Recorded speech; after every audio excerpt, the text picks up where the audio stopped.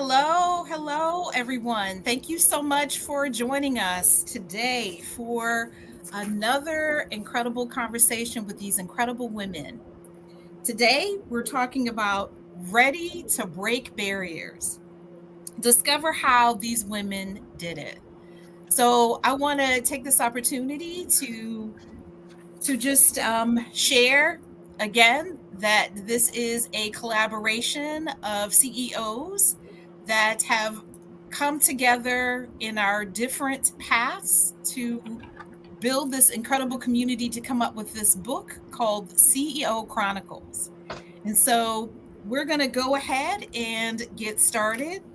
And each of these incredible women are going to share um, who they are, who they serve, and they're going to share the hook from their chapter. They're going to share you some goodies, but they're not going to give it away. You're going to have to buy the book to get the whole story. And so we're going to go ahead and we're going to start first with Kathy. Hey, Kathy, start us off. hi everybody. I'm Kathy Mallers. It looks like my face is covered by the book because I'm amazing. So there you go. I don't know. It was kind of funny. All right, sorry, I kind of lost my track, but I'll get back on track. So my name is Kathy Mallers. My business is called Bookkeeping Bistro, and we serve small, medium, and a few large-sized businesses that tend to not like their numbers or anything to do with bookkeeping. So when it comes to finances and things like that, it's usually the detail stuff that our clients need to delegate off. Um, the name of my chapter is the same thing as you see on my shirt here, which is multiple zeros are sexy, but multiple commas are sexier. And it really is about the relationship that you have with your money, whether or not you are taking it out on a date, whether or not you are doing some things to let it work for you instead of against you. And it all starts with your relationship and how you're managing that relationship. And so my chapter talks about just having fun with it and understanding that nothing's perfect, nothing will be great the very first time you try it. And also know that, like writing a book, all you have to do is turn the page and start a new chapter. That's it. Awesome. So, Coach Naima, you're up next. All right, what's up, everybody? I hope everyone is doing well on this Sunday evening. And to all of my Muslim in the audience, Assalamu alaikum. So, I am Coach Naima. I am the $1,000,000 mindset coach. I help women, Muslim women, and women of color overcome their mental and emotional barriers that hinder their business growth. And we know as women, we are constantly going through emotional barriers, right? And mental barriers. And so, what I do is I help them address and transform their mindset and understand and manage their internal saboteurs. And so, I do that by, of course, providing them actionable steps. And saboteurs are real. Okay. I was actually talking to someone today and they were like, man, the energy in that meeting was so strange. And I was like, because the saboteurs were flailing all over the place. Right. And so, just talking to people, one of the things that I do when I have my clients is the first thing that I do is have them do a saboteur test so that I know exactly what I'm dealing with when I have to be ready to either deal with a victim, hypervigilant, hyper rational, or whatever. Definitely knowing that I am always dealing with the judge. But that is so important as women begin to navigate through their business, because what ends up happening is you'll find that, hey, I'm building a business, but then all of these things start to come up. And as we know that we are navigating life every single day, we find ourselves having to sometimes put our business on the back burner. And what I like to do is to teach women the necessary steps to continue to progress through those challenges. And my chapter is talking about uncovering my journey from foundation to the new beginning, and turning saboteurs into success. And so even though we are dealing with saboteurs regularly, you can take those saboteurs and turn them into success, meaning that whenever the victim saboteur starts coming up and you start whining and complaining and right? You can hush that voice, and then you can turn it into a very powerful move in terms of your mindset. And then you'll see how the trajectory of your business and how you change and everything around you will begin to change because your mindset is evolving to a higher level.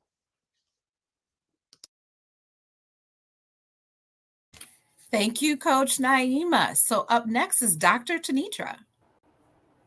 Hello, thank you so much for joining us this evening. I'm very excited to talk to you a little bit about who I am, what I do, and what my chapter was about. So I support social justice leaders in their organizations in building their capacity. And I do that one of three ways, sometimes all three, depending on what's going on.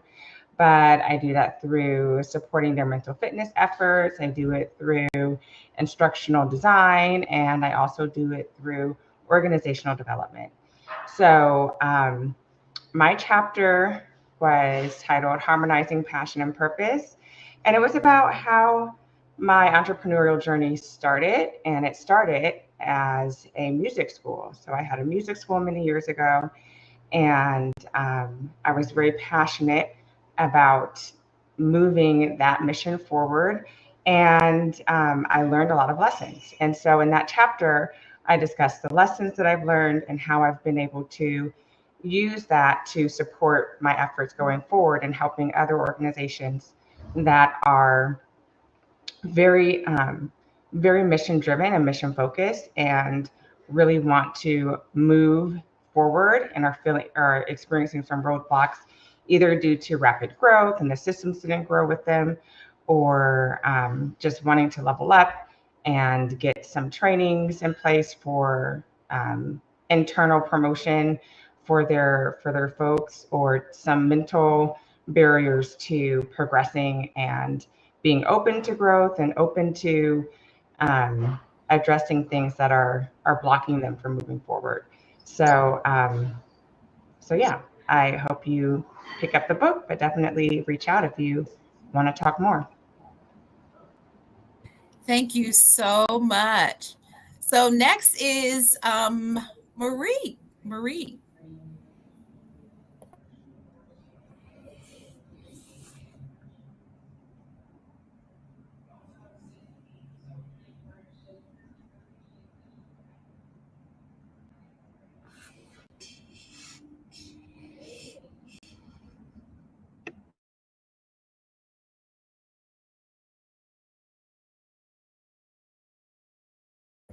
We still can't hear you.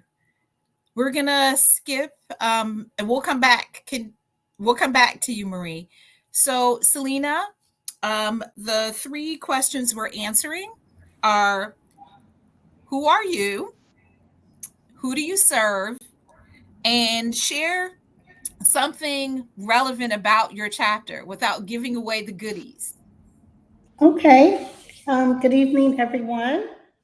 Super excited to be here and share. I am Selena Teams, founder of Successful You. I'm a business coach in the self-publishing space. I serve entrepreneurs and authors and publishing creatives. I am hosting an ecosystem to enable those three stakeholders to publish books for profit that make impact. And so my chapter focuses on my publishing journey and the things that I've learned about publishing for profit.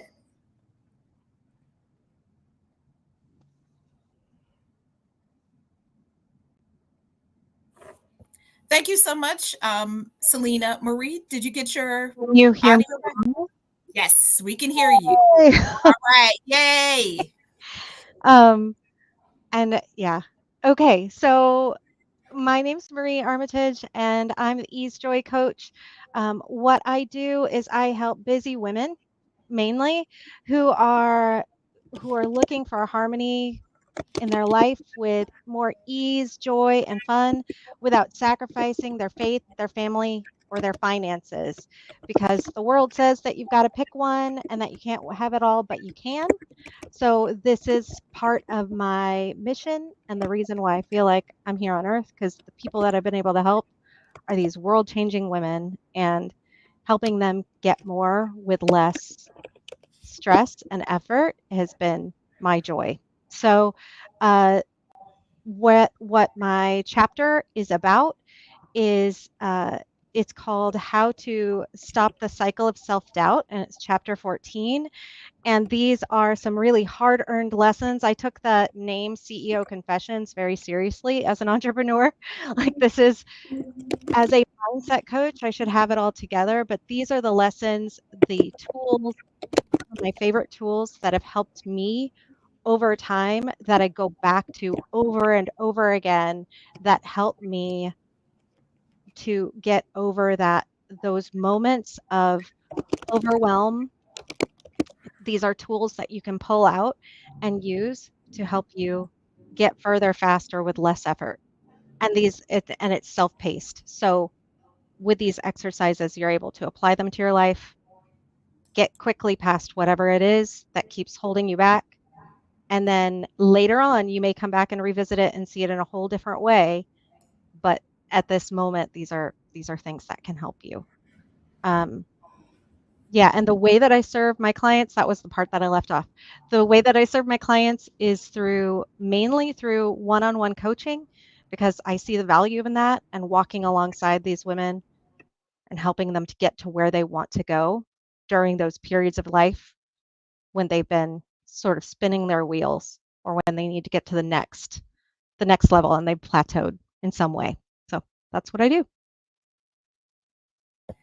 Thank you so much. So I'll close this segment out by just saying I'm Karen Brown. I'm the creator of Hire to Scale Blueprint, and who I serve are women of color entrepreneurs who are looking to overcome the superwoman syndrome, where they're doing everything in their business so that they can then transition to hiring their first teams that align first with their values, then their mission, and then the ultimate goal is that they complement their strengths. And so my chapter is about helping women to figure out, are you really ready to hire? Or are there things that you need to do prerequisite? Or are you way past, like, down, you're on the road, but you should be at the stop sign? And so just helping you to figure out where you are in that particular journey, and helping you to make sure that you are not hiring out of fear, that you're not hiring out of necessity, but you're really hiring people that really are in alignment with you as the leader. And so I just thank you all for joining us. And as you can see, we are all proud of our books that we have put our blood, sweat, and some of us some tears to get it to the finish line. And we wouldn't have been able to get that done. She's not on with us today, but we wouldn't have been able to do that without Chris and her direction and her guidance and her support. So we definitely want to thank her, even though she's not here with us today. So we had come up and thought of some really good questions that we would want to discuss. And if you have any questions, please put them in the chat and we will answer them as well. And the first question is for the authors. Can you identify a failure or a setback that became a stepping stone to one of your biggest breakthroughs? And we'll start back with Kathy, then we'll go to Coach Naima, then we'll go to Selena, then we'll go to Dr. Tanitra, then Marie. I just saw the post from Stephanie that there were definitely tears. It's like, yeah, there were. Yeah, so I never look at anything as a failure. In the moment, it may feel like a failure for sure. But I would say that ultimately it's like, okay, what can I learn from this? Because it allows me to If I'm going to fail, I'm going to fail up. I'm not going to fail. And I've had a couple of setbacks for sure. One that really stands out for me is probably, I've been doing this for a high schooler's year, our senior year high schooler graduating from high school. I've been doing this for 18 years, so I've been doing this for a long time. And in about year 5, I had a lot of challenges with this one client. And it turned out that the person that I actually was interacting with was someone who was embezzling. That's fun to know and find out. And yeah, I know. Yeah, it was kind of crazy. Anyway, so the owner had me come in, and this person had actually signed the contract with me, and it seemed like everything was on the up and up. And the owner came in, and he's like, I need you to come in and take a look at everything and tell me if everything is right. And I was like, I really only came in here 3 times to clean up the books, reconcile everything, and things like that. He's like, well, I need you to look at all of this. And it turned out that we ended up finding another $15,000 that he didn't realize that this person had embezzled. And the hardship that came out of that is that even though I did all of that support work and helped him with that, in order for her to be fully convicted, they had to charge back everything that I got paid. And at the time, I was not prepared to have my bank account go to the negative. And when your bank account goes into the negative and you're really surprised, it's like, okay, I'm freaking out. What do I do? And I'm at an age where I'm like, I don't want to call mom and dad, So I ended up going and talking to my banker, who I had a relationship with at the time. And they were able to help me get through that. And I was able to also work with my other clients at the time. And they would pay me early in order for me to just, and I was, but coming from a place of like being completely destitute for about a month is never a place I would encourage anybody to go to, obviously. It also tells you what you're made of in that moment. And since then, I've always done things that challenge me, whether it's in my personal or professional life, but I'm always doing something that's going to challenge me. And that's even writing this chapter of something that I've been talking about for, I don't know, 4 years, 5 years. It's like, I should write a book. And everybody around me is like, you should. And I'm like, yeah, I should. And then the way that this came together and how quickly and how effortless it became, writing and telling stories, it was very cathartic in its own way, and was such a lift. But the hardships that you go through as a beginning owner, business owner, and I think everybody hits a wall of some sort at any time, you will find out in that moment whether you have the ability to take it and how you're going to come out of it. Some people, it's just too scary. And some people, it's like, oh my gosh, what am I going to do next? And having that moment to just push me to where I wanted to truly be forced me to really evaluate how I did everything within my business, and how getting retainers was a thing, and I hadn't done that before because I didn't have to, and all of those types of things. So, I learned a hard lesson, and I also learned you can still do the right thing, and people are not going to respect that. So you just got to keep being you, stay true to yourself, and know that what your end goal is what's important, and not worry about how everything else falls out, because something can fall out great and something can fall out terrible. But yeah, that was a big one. That was a big one pretty early on in my ownership days. I think I'm good. Like, I don't know. I mean, it's just, I could go on and on, but it's yeah. I mean, I think about it now and I'm like, oh my God, funny story. When I tell it now, in that moment, not so funny. Not so funny. It was very anxiety ridden, for sure. That is an incredible story, because it definitely shares the important things about in starting a business. And there's a lot of things that you don't think about when you're starting out, and why it's important to be surrounded around people like you who can help people to think through those little things that can, like you said, just take their feet from right under them, if they're not really thinking about the foundation of the business. I thank you for sharing that. Coach Naima? Okay, so I too don't like to use the word failure.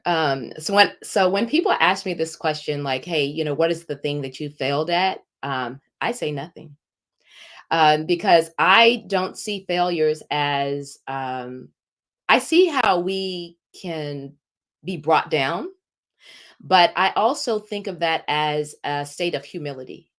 And so anytime you're in a situation where you are humbled to the lowest of the low, it just means that now there's an opportunity for you to grow. You have to open your eyes to see it. And so some of my biggest challenges and opportunities that I've had in life are really dealing with personal life stories. And so as you read my chapter, you'll see 3 examples of different personal life stories that I had to overcome. And as an only girl, living in a household full of boys, and an athlete, all of these different challenges that I went through, they always say that athletes will always overcome, and I totally believe that, right? And so, like, even now, when I start seeing myself in my business having challenges, you know what I do? I turn to challenging myself when it comes to sports. And so I ended up basically, when I did the coaching program with Hello Seven, um, I ended up toward the end of the program, like losing basically like all my clients, right? And I was like, oh, okay, well, maybe this is great because this is an opportunity for me now to just like really totally invest in like being a coach, right? And what I learned is that what you affirm and what you listen to, what you tell yourself regularly becomes who you are. So one of the things that I had also did was I created an affirmation video. And I heard people saying, oh, nobody's going to listen to that. That really is not going to get people to your business coming into the door. And I couldn't like really listen to what they were saying. I just had to go with my gut. And one of the things that told me was that, no, this may not give me money now, but I know that it's going to help somebody in the future. And what I started doing was, as people were seeing me transition and move from what they used to see me in this box, I told myself, you know what? I don't have to be in a box. I can fly away like a butterfly, like a bird or whatever. And I can do and be whoever I want to. So what I started doing was encouraging myself to really lean into my affirmations. So for a long time, and still even now, I started to listen to my own affirmations every single day.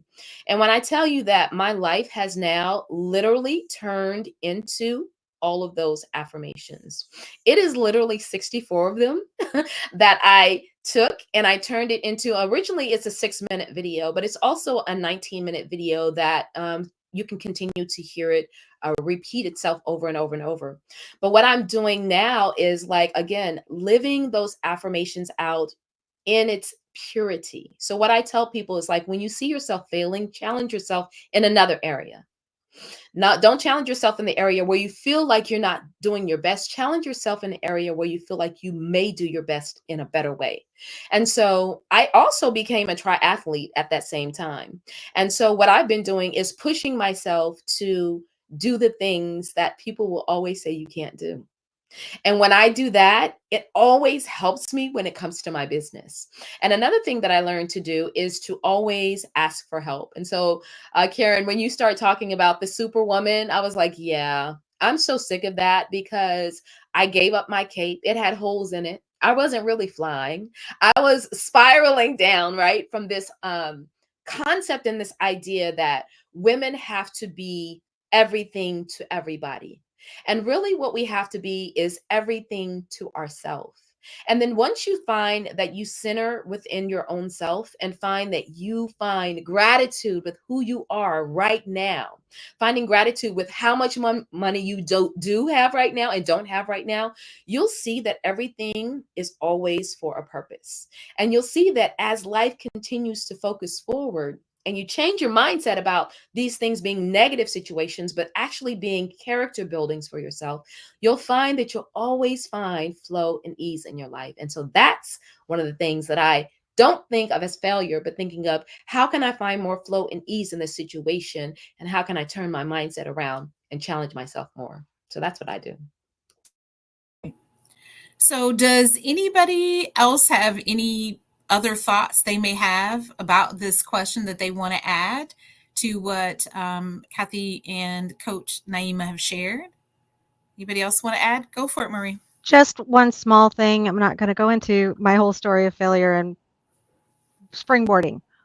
But one thing that we've started doing in our house over the last year is talking about celebrating failure.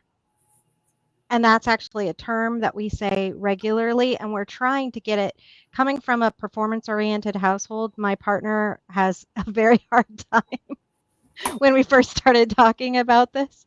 Like, we're going to celebrate failure, but as an entrepreneur, I found, and a mindset coach, I found that that type of terminology of, okay, so it is failure. We can use this to build something new or to see it as an opportunity, but not shying away from something where we may fail has really changed all of our sort of our mental, our perspectives of those situations and opportunities, really. So.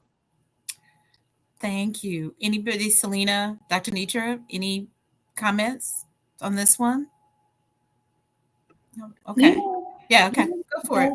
I'll make it really quick. So basically, it was a setback in my instance, and it was a very valuable lesson that I learned from it. I was entrusting someone to create a mobile app for me, and I did it on a no-code platform. And I'll take ownership because ultimately it rests with me. But what ended up happening was because I did not manage myself as well as I should have, that company was unexpectedly bought. And because my app was not yet live, I lost the opportunity and all of the work that was done to publish that app.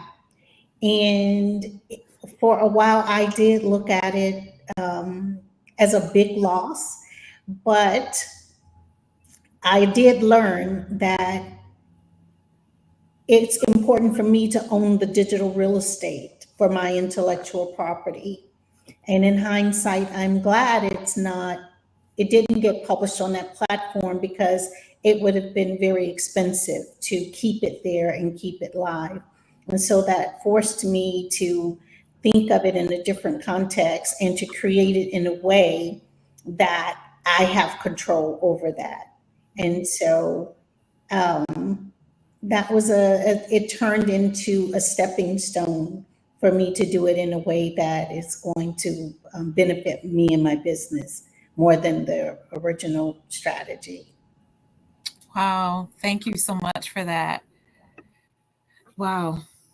Because I know that was for you was an expensive, situation to have to work through. But I definitely appreciate how you were resilient about it, and how, like you said, you had to see what was yours to own, and then even in the situation to see how even in the long term it still would have been more expensive had you continued on that path. So definitely appreciate that. So the next question is, what mindset shifts were necessary for you to scale beyond initial setbacks and achieve success? And we'll start with Dr. Tanitra on this one.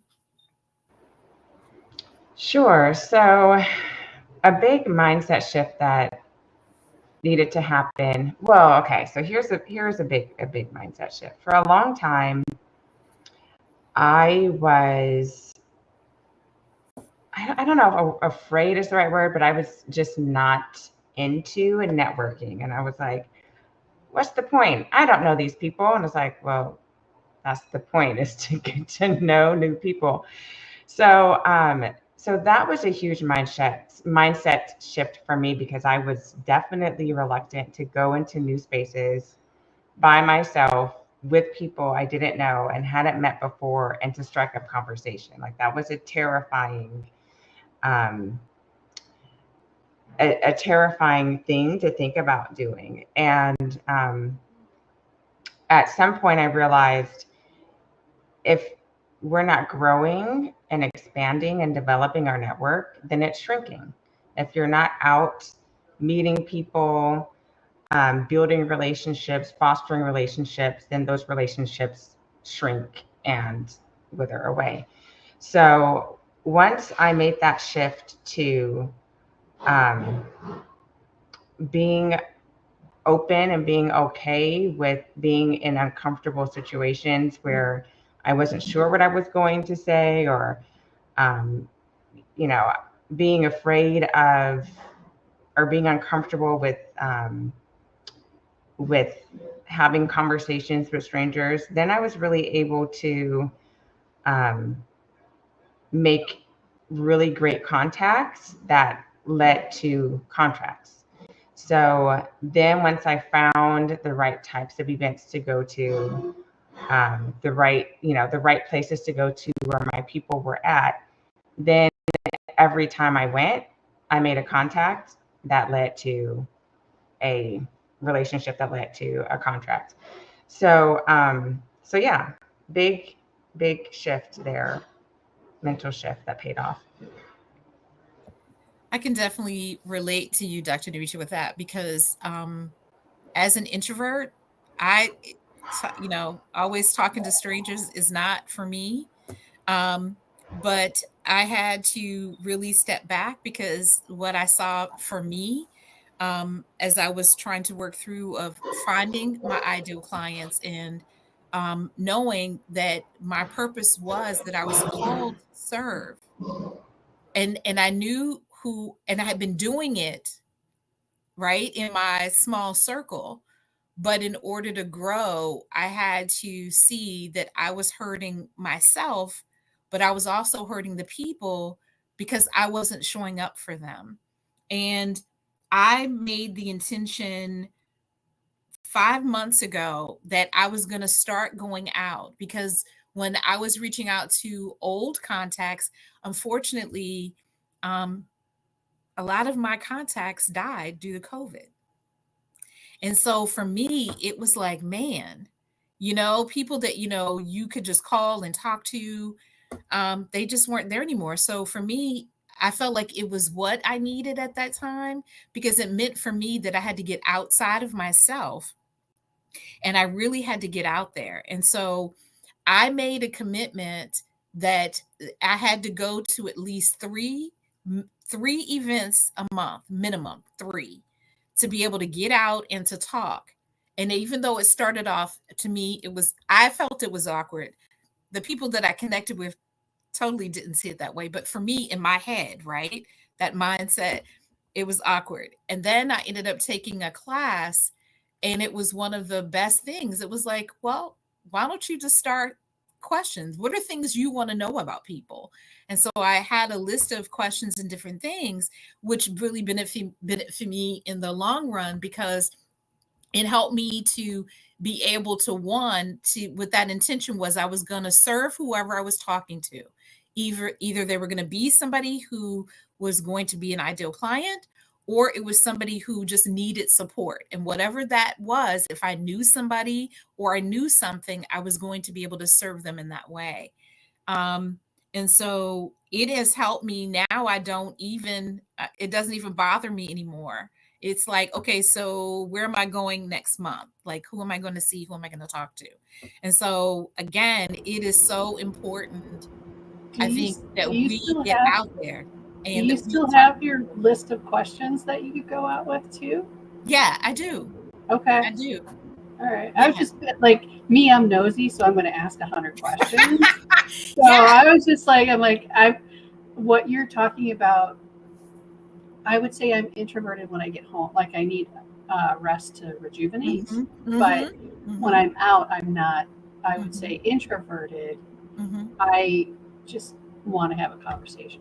mhm, mhm, So it's just interesting how, as an introverted person or people, like how much intention and preparation you have to do. mhm. And I think, isn't that part of like maintaining your energy as well? It As does. That totally it does for me. It does help me to because I can tell you as the months have gone on, I don't need as much downtime after events to be able to re-energize myself. Um, and to give a great example, yesterday I went to an event and one of the leaders at an agency that I wanted to work with was there. And so I got the opportunity to have a very meaningful conversation. And so again, already have things set up to get everything that he asked me for so that we can initially start the conversations about doing some training for that particular agency. And then I went with to another event with another H7 coach, and we ended up meeting somebody and we were both like, oh, we would love to, train and teach. But she had, shared she was going to be out for a bit, but she's back this upcoming week. So making sure that, my email's at the top of her email list, just trying to make sure, because I know she's going to have a lot, but just trying to make sure that I get to the top of it. And like I said, it's just really now being clear about wanting to make sure that I'm really getting to know the people that I'm talking to.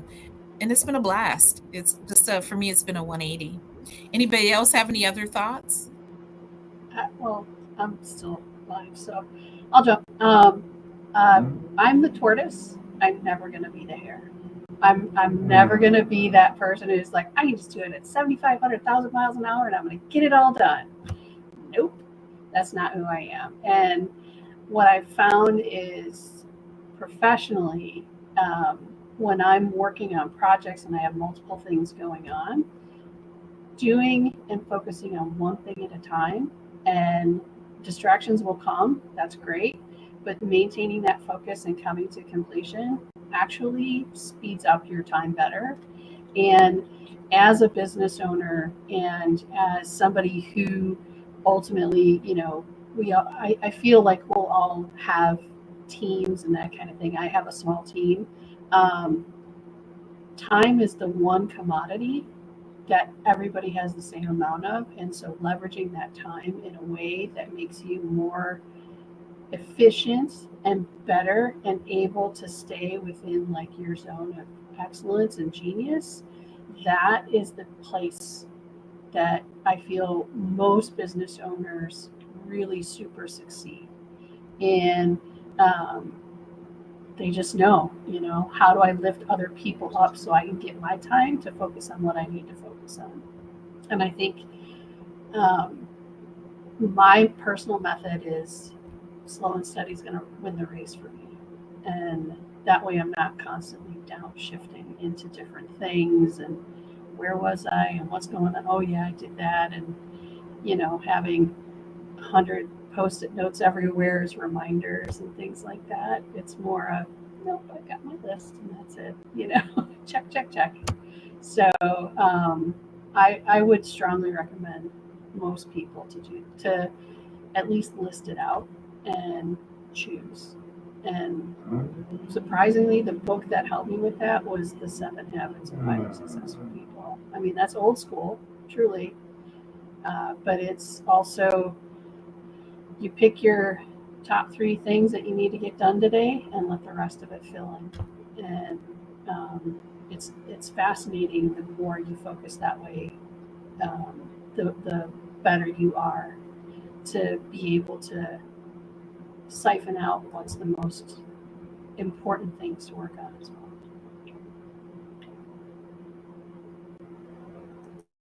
That is definitely great advice and wisdom.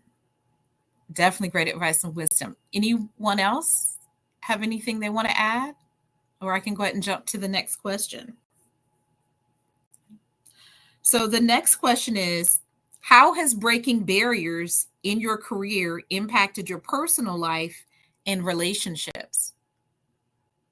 Me. Go for it.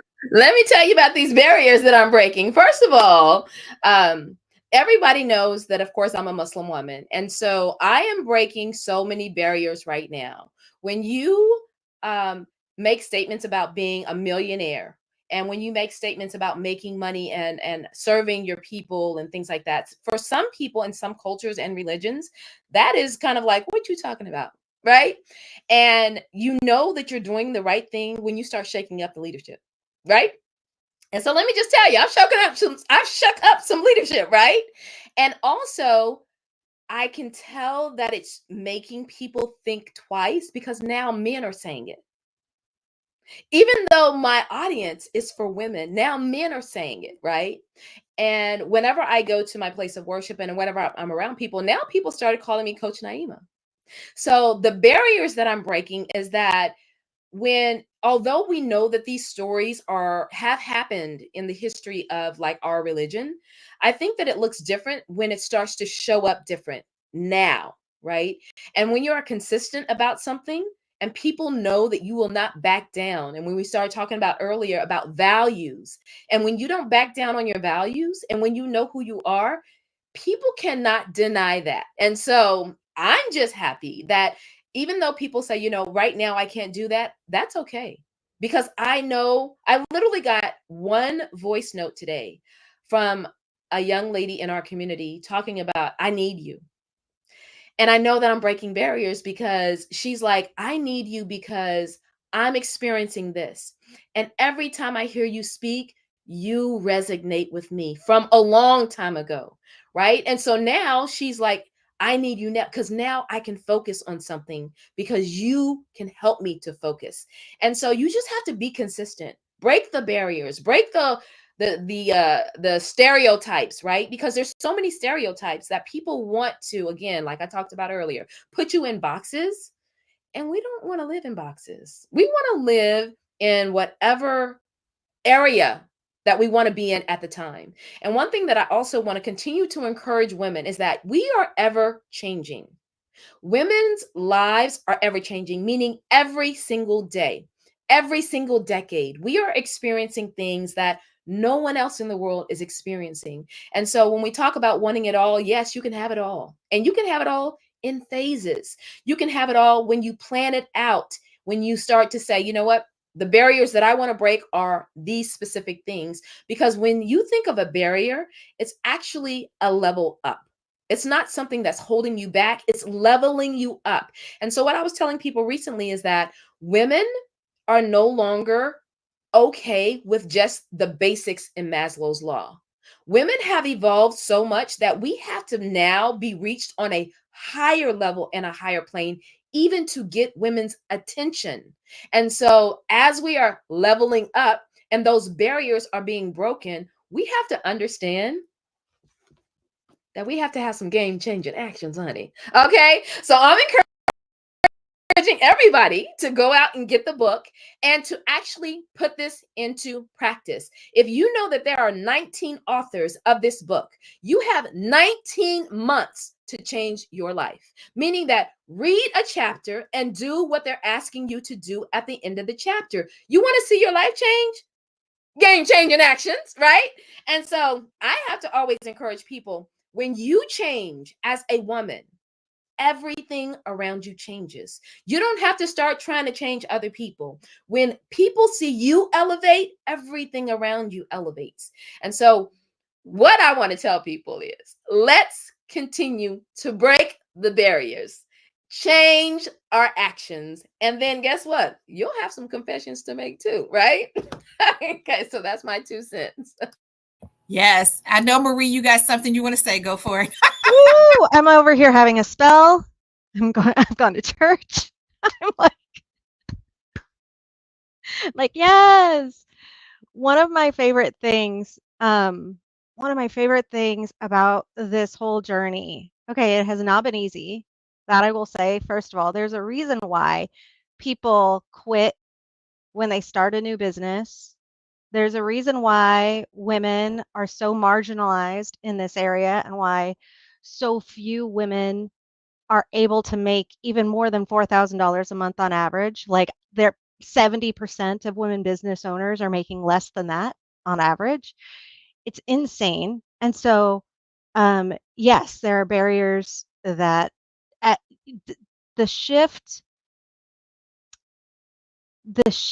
from where I was and the barriers I've broken through to get to where I am now. The biggest area where I've seen, other than mindset, inside of me, has been my circle of friends.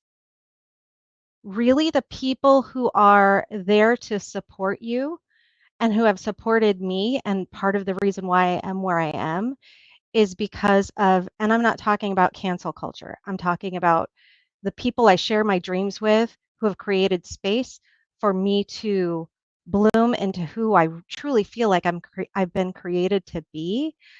Um, it's makes such a huge difference when you have people who are like what Naima was said, the barriers that you have that are out there that are lifting you up.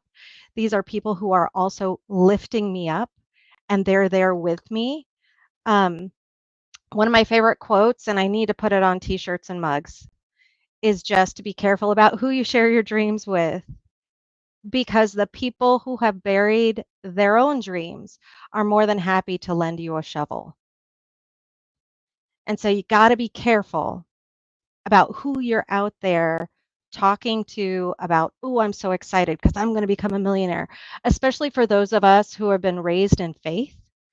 And for me as a Christian, hanging around with a lot of the folks that I've used to hang out with at church, it's like, you're a woman who's a business owner. Well, who do you have, or who are you serving, or how are you doing that? And let me tell you and explain to you how you should be doing these types of things as opposed to my calling and what I feel like God is leading me. It's really nuts to see where I was and where I am now. And the only way that that has happened is because of choosing who I've allowed to speak life into me. And so that's been huge. Creating a community and finding your squad, finding your people is hugely important. Can we get everybody on here to say amen? Because there's a lot of preaching going on right now. Amen. Right? Yes, true gems shared. Was there something you wanted to share, Selena? Yes. Wow. For me, breaking barriers, what's been phenomenal about it in my personal life is who I become each time I push through a barrier. And that has become more of a pull for me than the reward of breaking the barrier. Whatever the income target is, whatever the achievement I was pursuing, pushing through that, I can see me changing ever more. And that is so encouraging because we want to become our highest and best version of ourselves. And that's a reason to take action. That's a reason to be able to make the confession as a business owner of where you are, what you want, unapologetically saying what you want. I totally concur with my sisters who talked about who gets to be privy to that, because that's really critical. But who I become in the process is simply fascinating, fascinating. And I think, if for no other reason, I think women should challenge themselves to go into business because it will show you what you're made of. And I promise you, you're capable of 90 to 100% more than you think you are. You absolutely can you can double up on whatever your capacity is. It's in you to do it. And so this book has so many gems in it from coaches in all different lanes of business. And so I agree with Coach Naima. This could be a study in personal development and business success because we're walking it. We're walking it out every day.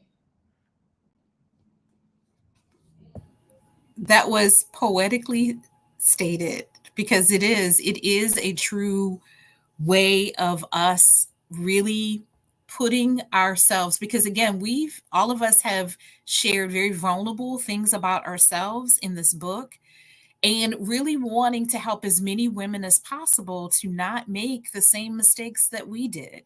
And in some of them, they weren't even mistakes. Some things were traumatic things that happened to us. But at the same time, we were resilient. We didn't give up. We stayed the course. We really went after what it is that we definitely felt compelled and called to do. And so I think we were all unwavering in what our pursuit for one ourselves. And this leads into the next question, which is, what legacy do you hope to leave for other women following in your footsteps? And how do you work towards that goal? And I'll just simply share first that for me, it is always important as I walk forward that I'm reaching back to bring somebody else with me. Because somebody did that for me when I started out my career. Somebody opened a door for me so that I could walk through. And I should be just as grateful to open the door for the person who's coming behind me, to be able to uplift them, to be able to share my stories, to be able to help them so that they can grow. And that if it means them navigating around the minefield so that they don't have to go through what I went through, I'm all for it. I'm all for shoring up and giving what I can to help the next person. In these times, it is so important that we teach young girls and young women how to be entrepreneurs. It is more important now than ever because they need to know that they are worthy, that they deserve it, and that they can do it. And so if it means us going back to pull them in to get there, then that's what we should be doing.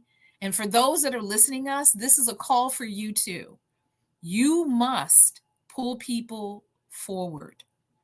We can't leave people behind. And again, saying again, just as everyone else said, this book gives so many resources up front for women to be able to get what they need in order to bring people forward. And so whoever wants to jump in next, go for it. Just real quick, the vision that I have came from a person that I was coaching a long time ago, and then I saw the vision again when I was coaching Stephanie Giulio when she and I were talking once. But now with this book, even more clearly, is imagine, like if you're walking forward in a completely still body of water and how there's ripples behind you and you're going ahead, but you're creating a wake. You're creating and you're changing the environment for everybody who's around you.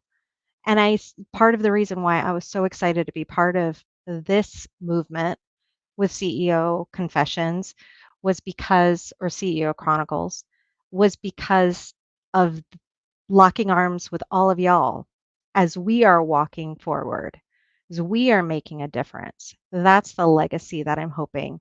This is under $10, I think, or it's like $15 if you buy the paperback and under 10 if you buy the Kindle. And it's there's so much in here to help you. And every single chapter has practical steps. Even if you're not a business owner, it's a great book to get in skimming through and applying these things. And you can walk behind us. We've gone ahead to make it easier for you. And we're holding the doors open for you. So that's what we're doing. I would just like to say, if I had such a book in hand when I started my journey, I really don't know where I would be now, because I did spend a lot of time stuck. I did spend a lot of time not understanding the power of a community or a tribe. I had no leadership. I was the only entrepreneur in all the spaces that I was in my personal space, in my church space, in my workspace. And I just didn't have a freaking clue.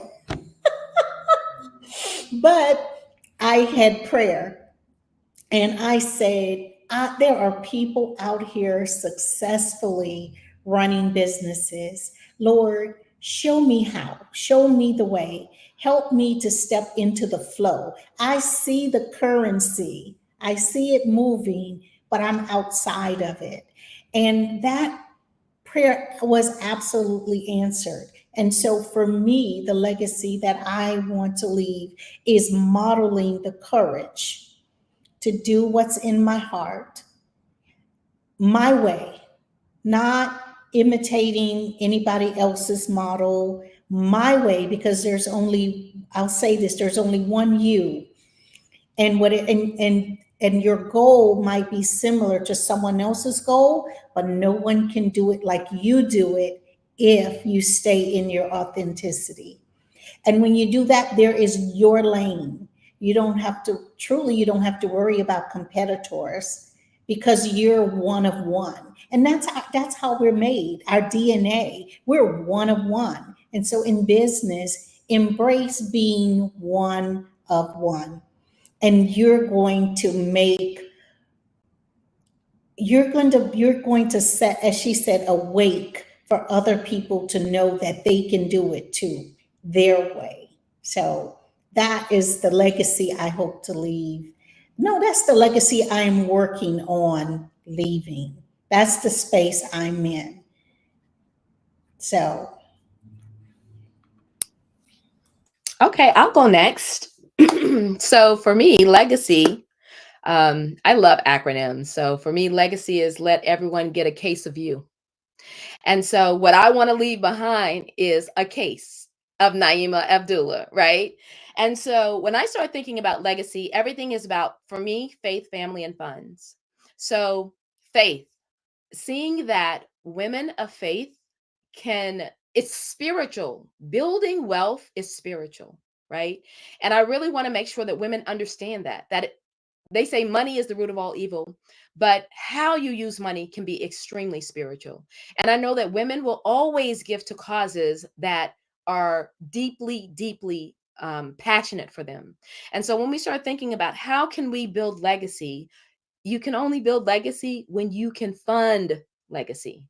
And so for me, thinking about how is my family going to be able to sustain themselves better than the last 10, 15, 20, 30 generations, like thousands of years ago. I want to make sure that every single thing that I do, someone is going to remember me in 1,000 years. Someone's going to remember me in 10,000 years. So making sure that every single effort that I put forth is going to be something memorable, and it's also going to help someone along the way. So what we would call is making sure that I'm always leaving a blessing that is going to continue to give me blessings and bless the person that receives that blessing. Talking about the funds part. The funds is so essential. We keep talking about who wants to be a millionaire.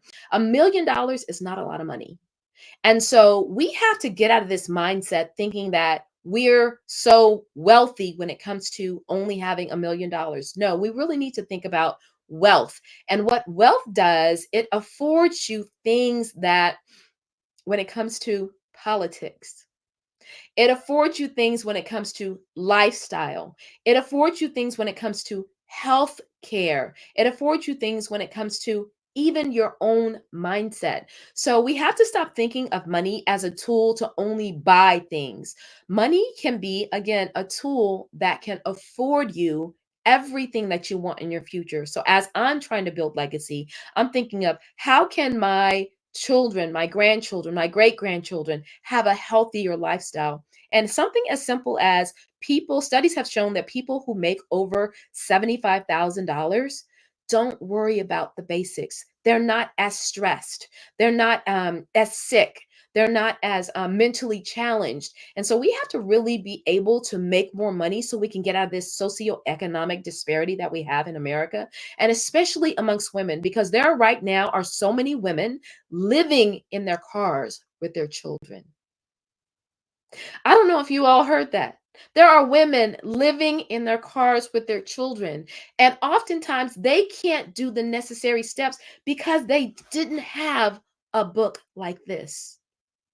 It's no action. They didn't know what action they can take. This book can literally save someone's life. So what I'm encouraging everybody to do before we leave here today is purchase the book. If you don't want to use it for yourself, purchase it for someone else that needs a leg up in the world. And so the legacy, again, that I'm leaving behind and forward is faith, family, funds. Go ahead and let everybody get a case of Naima. Okay, that's what I'm doing. Be still my bookkeeping and accounting heart, by the way.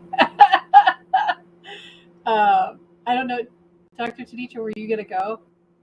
No? Yes? Okay. I just kind of wanted to,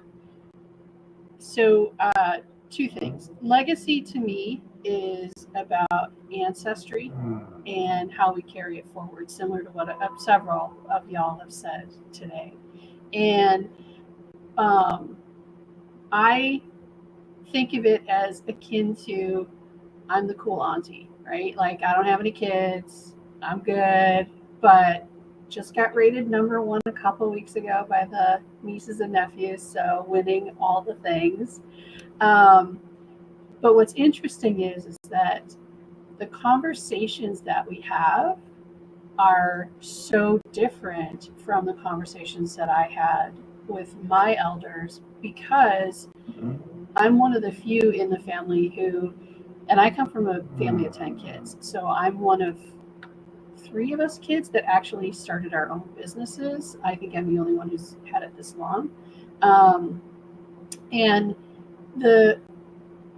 my role within my family is not only showing that there's more out there than what the capacity that my elders could teach us, but also breaking some of those generational curses, also breaking the barrier of like, I may not be at the space where I thought I would be at this stage in my life.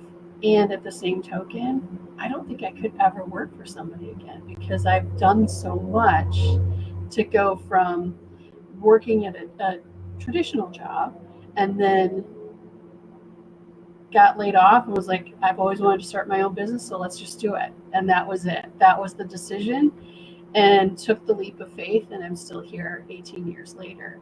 And so when it comes to legacy, it's always about not only taking the knowledge and the beauty of what the past presents us, but then also modernizing it in a way that we can give it forth to other people. And I love that, Naima, you're like, 10,000 years from now, people are going to know who I am. I was like, all right, let's dance. Let's do this. Right. So I truly, truly love that. And I I am going to be starting a podcast about talking about wealth and legacy, which is like, this just came up perfectly. So I'm so excited. And as far as the book, I haven't done my unpackaging of my book. That's why I'm not holding it up. And the best present you could give me for my birthday, which is tomorrow, is to buy the book that everybody is so conveniently holding up. But I would love that. I would love that. And my legacy within my business has truly been around every entrepreneur knows more than they think they know. They probably just vomit a little bit in their mouth when they talk about finances and bookkeeping and stuff. And so my business now is going to be offering a membership, like a $35 a month membership, to help you get that confidence. And it'll include, thank you, it'll include the software as well. So that way we can see people elevate themselves. And as a legacy, I can teach people how to do it the right way the first time, as opposed to, everybody trying to do it all on their own. Don't make your life difficult when you don't have to. And that would be part of my legacy. And everybody knows how to do this stuff. We all, at one point in our lives, learned how to add 1 + 1 to get to 2. So you're a lot smarter than you think. And that's the legacy I want to leave for those business owners who are intimidated or just reticent about doing anything regarding numbers and all that kind of stuff. I just think that it's just a confidence thing, and it's not really knowledge. So I want to encourage people to sit down and, what is your legacy going to be? What is your legacy right now? And what do you want to have your legacy be later? Because there's nothing that says that you can't continue to build the legacy. It doesn't stop at a certain age. It doesn't stop at a certain number. It doesn't stop anywhere. And the only thing that stops is you. And you are your best legacy. That's all. I'm looking at everybody's posts, and I'm like, yeah, buy the book for the winter break. Buy it for my birthday. Buy it for the holidays. Just buy the book. Buy it for your friends. Buy it for your cousins. Buy it for your nieces and nephews, and you could be the number one auntie. I mean, like me, yes. Like you. We all strive to be like Kathy. Oh my gosh, that's so funny. No, you don't. It's okay. Yeah, I just put the link in the post, so hopefully everybody can grab it and go ahead and get their copy. And again, happy early birthday. I'm excited. Well, Yeah. so this year, this is a big one. It's 55, and 5s are like a change number. So this is the year of change and evolution for me. So I don't know what change or evolution it's going to be, but it's going to be fun because I try to do hard things. So who knows? I've been talking about rappelling. If anybody has any experience with that, I've been thinking about that. Anybody on the call have any experience with that? I mean, Coach Naima, I think you would have, as a sports person, you might have some knowledge. So you said propelling? No, rappelling, like rappelling down. Oh, like down. Okay, so let me just tell you, I'm afraid of heights, but I've zip lined and all that stuff. Okay. I definitely, so never look down. Make sure it's secure. Never look down, and make sure you understand your footing. Okay. Footing is everything when it comes to heights. And I think that's what people really don't realize. Like, if your footing is straight, you're good. But if your footing is off, that's when it's going to be a real problem. But I'm so excited for you because 55 is a very, very spiritual number. And it actually represents elevation. So I can't wait to see what's going to happen for you this year. I'm embracing it all. I'm so excited. That. So I know on our last event, we talked about creating a community, and we definitely want to give you just an update that we're still working on that, and we'll definitely be getting back to everyone about that and how we can come together and really support one another. And so we're going to say keep looking out for that, and that'll be coming out relatively soon. So just definitely just be patient with us as we continue to make sure that we are doing things that really support you. And then the other is to let you know that for November, we're going to be doing another LinkedIn Live talking about money and strategy. And then our great sisters are going to come together in December, and we're going to talk about mindset and leadership, which will definitely be the point of getting people through when you're starting out the new year. If there's strategy, anything that you need to be considering or thinking about, and even with on the point of money, again, November, December are times to be able to tune in with us, join the conversation, so you can get any of the nuggets you need to be able to help you to get yourself ready. Because if you're considering starting a business, this is a great idea to join so that you can get what you need to start off. And if there's any kind of challenges or anything that you're working through from mindset, you're going to get to be able to do that. And again, we're just here, just really wanting to encourage others to really to know that we are here and that we really do want to support you and to help you to reach your desired dreams, right? And if there are goals, same thing, we're here to support you. And I think the last thing I'll share is the one thing that I'm going to be doing, and I'm putting it together. So starting next month through January, it has been on my heart that to support people during the holidays and to be able to give them encouragement, because I know that the holidays can be hard for people that have lost loved ones. It's hard for those who may suffer with depression and anxiety.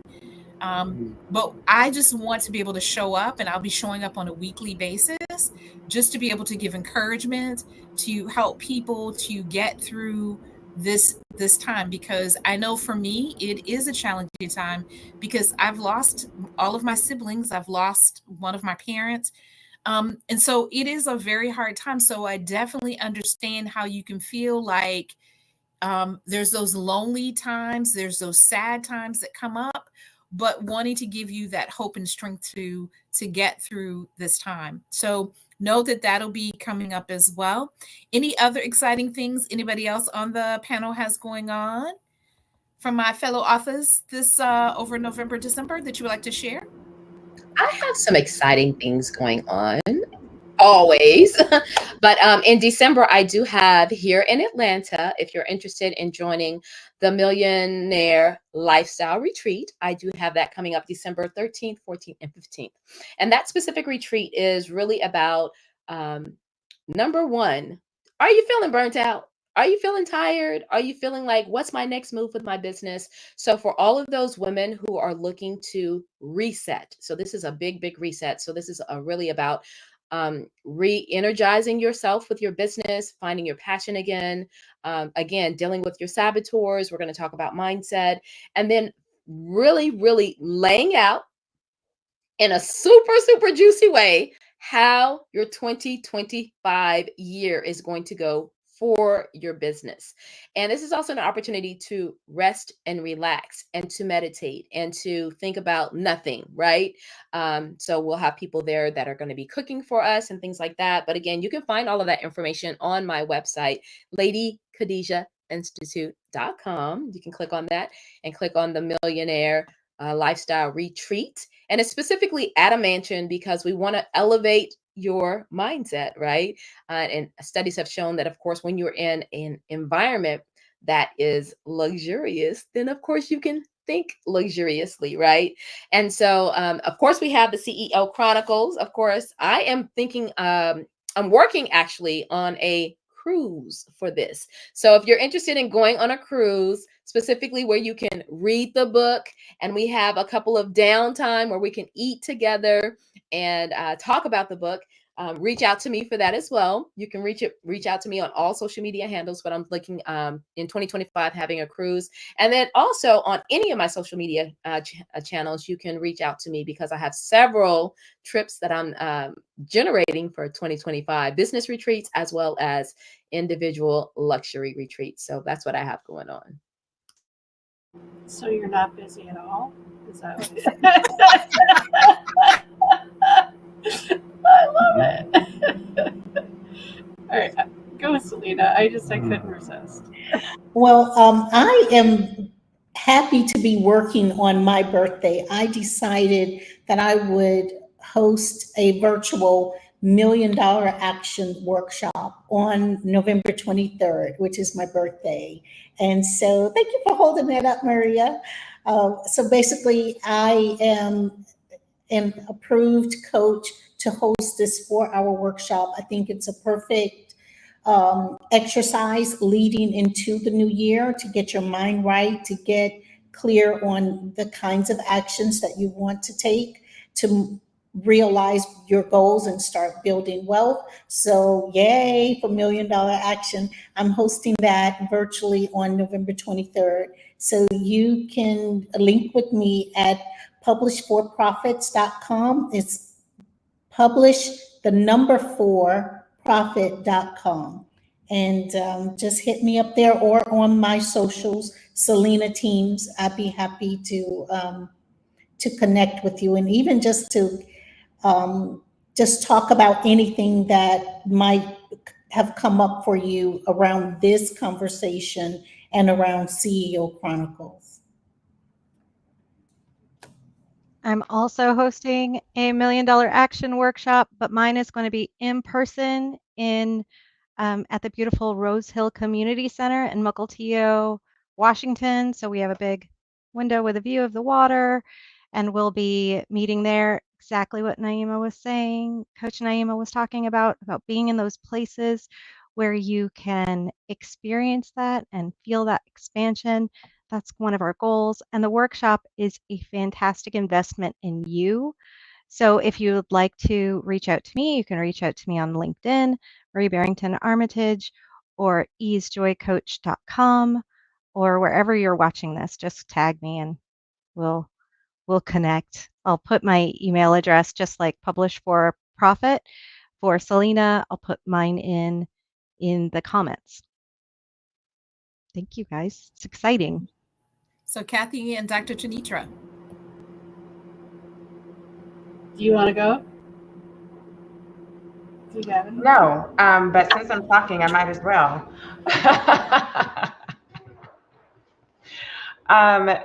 Great question.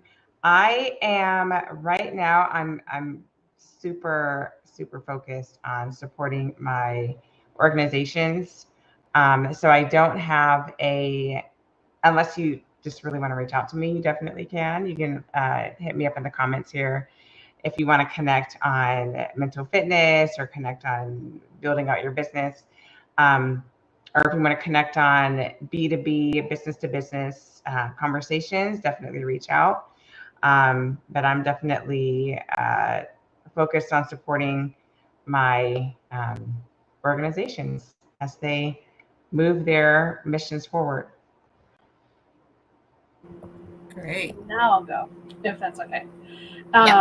Yeah. So I kind of glossed over it, but two things. The first thing I want to tell everybody is, yay, tax season was over on the 15th.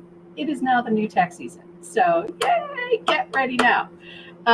For my new business owners, and I do say this obviously jokingly, but there are a lot of people out there who do have this.